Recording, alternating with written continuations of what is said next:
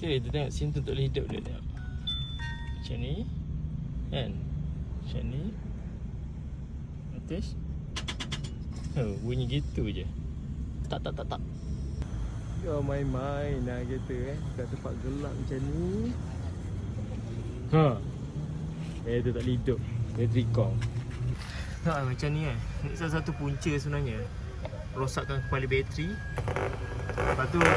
Lepas tu dia akan jadi ada resisten. So susah nak cas lah jadi.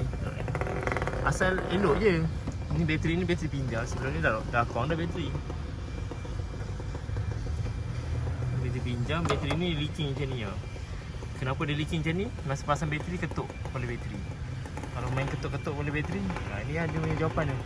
Tinggal satu lagi over tighten kepala bateri ni. Kita ikat, sepatutnya dia berapa nm? 5 nm Newton-meter, 5 Newton-meter je. Kau tak silap. Dah jadi macam ni.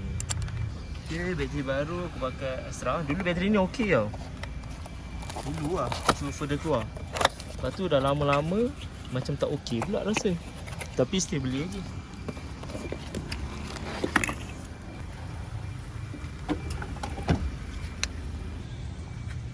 Okay, lepas tu dia tak perlu ketuk kepala bateri ni. Orang ketuk sebab dia nak rapatkan. Dia sebenarnya sama ada buka dia punya ni ataupun ulas je. Dia tak perlu ketuk tau. Kita kepak buka bagi dia luas. Lepas tu baru tolak ke bawah. Kalau kita ketuk nanti bocor lah kepala bateri tu. Okay, lepas tu ketatkan. Dia sebab bila kita over tighten, dia akan tertwist kepala bateri tu. Kepala bateri makan, dia akan isu tak cukup charging lah, high resistance kat situ. Bateri nak kena tukar. Hari ni 23 kan. Okay, kita start. Bismillahirrahmanirrahim. Tengok ni meter dia.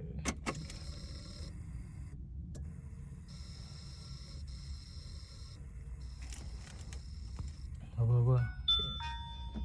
12 lebih. Kita start. Alhamdulillah, drop ball kat sebelah tu. Alhamdulillah, settle.